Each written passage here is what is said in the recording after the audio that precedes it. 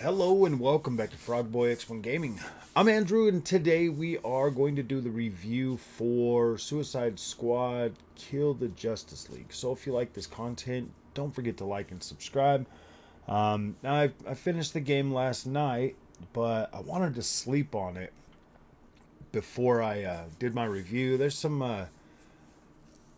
game's got a lot of controversy surrounding it right now, and I want to do my best to review this game without spoiling anything, the best I can for you guys. And I want to be able to help you guys, figure out if this game's going to be right for you or not. Now, a lot of things are going to kind of depend on what you're buying this game for. I mean, if you're buying this game for like a fun single player game, absolutely freaking love the experience. I loved it. I love the traversal in this game. I love the visuals of this game. Characters, I never really cared much for the Suicide Squad, but gosh dang, man, these guys grew on me over the course of playing this game. And the just the overall combat and the way the game feels and the upgrade system and how all of that comes together, how you're able to go through this world, defeat enemies, stuff like that, like all of that right there, 100% fun, very addicting gameplay. I couldn't put it down. I was like, oh my gosh, this is incredible. uh, this is one of those games that I will keep playing. Open world game that I'll keep jumping into, playing around, having fun. A couple of the things that are part of the controversy is this is a games as service game, but Rocksteady will be releasing a patch later this year to make it so you can play this game without being online. Like they're gonna make it so that it's a single player game. And so I mean, like when we look at games as service as gamers these days, we get kind of, I know I get a little bit mad when I buy a game and it's always online, and then like later down the road they shut down the servers. That just happened to the crew.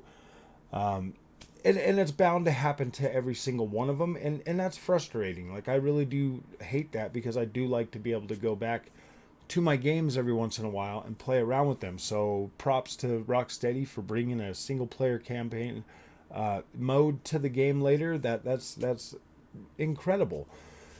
Now, the controversial stuff in this game. There's only like, I mean, like, I'm not gonna sit here and try to tell you that you can't feel upset about the way that things are handled in this game when it comes to like the Justice League. I mean, it even it's one of those things where, like, gosh dang, man, they really did go all out on this.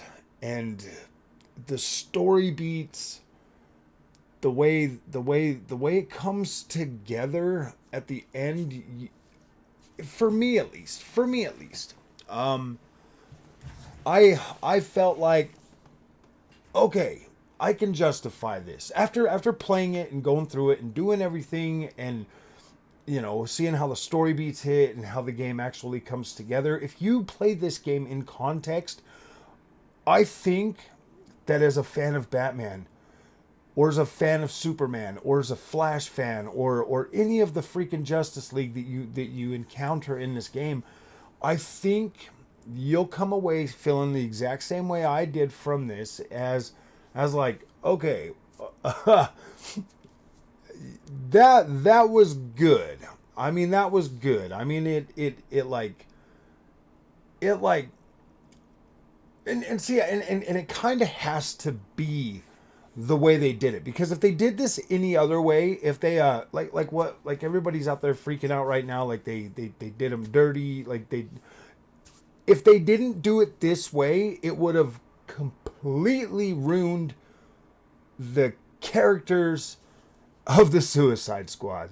You gotta take into context. You've got the hardened criminals going against, like trying to save the world and stuff, and they are hardened criminals. They are, you know what I mean? If they didn't do it the way that they did it in this game, like seriously, you would have been even more mad. Like you would have been even more mad.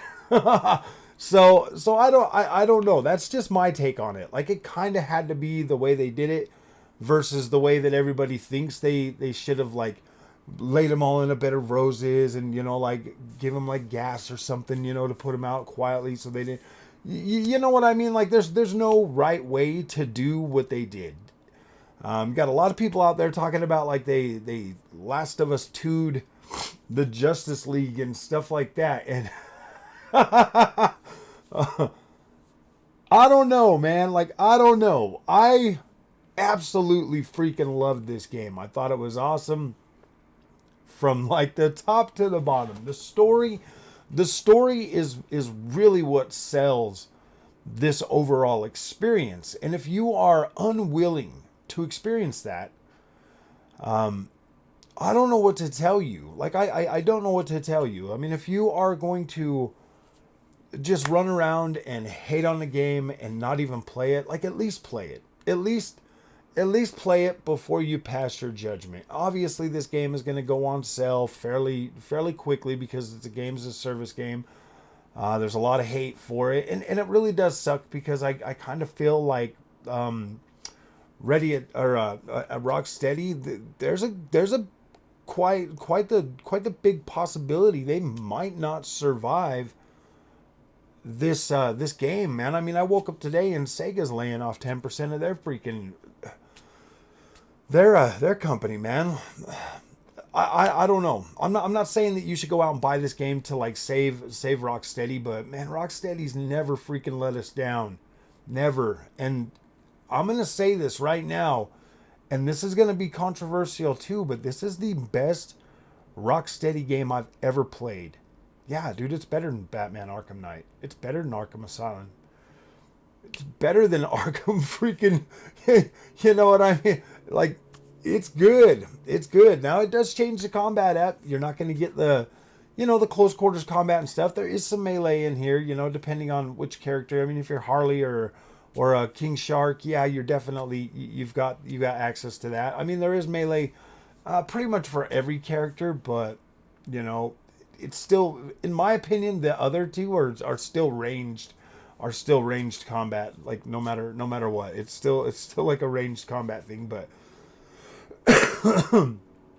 I feel like this game is something that's cool. It needed to be made. I'm glad they made it the way they did. I'm glad they didn't tone down any of the stuff. It's cool. Like I think that if you play this and you play it in context, that's the thing. That's why everybody gets so heated, is because every single thing is taken out of context. You don't see the things leading up to what transpires when you just watch that clickbait crap out there that all these guys are using to spread hate and fearmonger and make you bad. The only thing you really have to fear is like losing your job because you don't go to work by buying this game. Seriously, I feel like I honestly feel like that, dude. If you love DC and you love action games and you like this open world type of game with fast traversal, superhero type games, I think you're gonna like this. I really do. Like, I don't see this as a bad game at all. And when it comes to like the single player story stuff, like I was more excited and happier to play this than I was Spider-Man 2. Spider-Man 2 I gave a 10 because it was good. Like I liked the story, but this story is significantly better than Spider-Man 2. And maybe that's what it is. Maybe people are out there just being mad and they don't want to see it do it. Like, I get it, man. Like, I get how emotional fans can get, especially for their favorite characters and stuff like that. Like, I 100% understand that. Dude, my favorite freaking superhero is Superman. Superman. I mean, yeah, dude, I played through this game and I saw it in context. I got to play this game in context. I got to see the story beats happen from the very beginning to the very end. I was okay. with playing through this and still came away thinking like, gosh dang, this is the best Rocksteady game I've ever played. 100%. I feel like they did a good job at building this out, at building the story, and making it make sense for what has to happen, for what happens. It makes sense. When you play this game in context and you see it, like the whole thing, and you go through it, like you're going to understand that, like, look, man, things had to be done in a certain way to not only sell the game, but to sell the characters, to sell the overall. I mean, like to sell the story. Like it had to be. I don't know, man. Like you might not agree with that, but yes, I think you should play this game. I think you should play it in context. As far as the story campaign goes, I'm giving Rocksteady a freaking 10 on this. They absolutely nailed it. Knocked it right out of the park for me. I think it's incredible. When it comes to the but now we're going to talk about like the live service type aspect of it. I think it's I'm gonna dive into more of it, but I kind of see like the structure and how it's working, and I'm like, it's not something that like I would, it's not something that like I would sit and continue to like do and do and do, but the way this thing works out, like if you play it, you'll see the end. I'm not gonna spoil anything for you. I'm trying not to spoil anything for you, but like the overall, I mean, I would probably say maybe a 7, depending on how engaging it is and all of that stuff. Like it looks pretty engaging. You still got your open world. You still got all this stuff. So yeah, like you get to go to like different portals and stuff, like different. I don't want to spoil anything, but it does seem like it could have a pretty decent loop to it. So I'm not even gonna rate that. Like in my opinion, it'll probably turn out to be like a 7 or so, maybe a 6, maybe a 7. Depending on how engaging it is and how often you guys want to jump in there and play that. I don't know if so basically is what I'm saying is I don't know if I would spend my money on this as a games as a service for like, oh yeah, dude, I'm going to play that online. I don't know if I would do that. I didn't have any desire to like play co-op or anything during my campaign, so I don't know if I would do that. And to be completely honest with you, playing through the campaign, yeah, this was great. It was about 11 hours long. About 11 hours long to get through the whole campaign. At least up to where I'm at, where you fight, where you start end game. It was about 11 hours to get there. And then like the overall experience, for that is something that like you're going to have to decide if this is something like you want to play as a live service game. Cool. But I think the single player campaign 100% gets the job done. I didn't do a whole bunch of side content or anything like that. All of that's still there for me to go and do. So this took me about the same amount of time as it did to beat Spider-Man 2 in terms of like just going through the campaign. They were both about 10, 11 hours. So that's pretty much what I'm going to say about it. Like you can get through it pretty quick. Just make sure you pay attention to like the story beats and everything like that. And I think you'll come away feeling the exact same way I do. Absolute 10. Rocksteady freaking nailed it, dude. They did not let me down with this game. And this was a game I wasn't even going to purchase, but I saw it starting to get freaking hated. So I was like, man, I need to play that. And I need to see if it's something that it deserves as hate. And I don't. I absolutely love this game and I thought it was great. So if you like this content, don't forget to like and subscribe, my friends. And we will see you guys in the next one.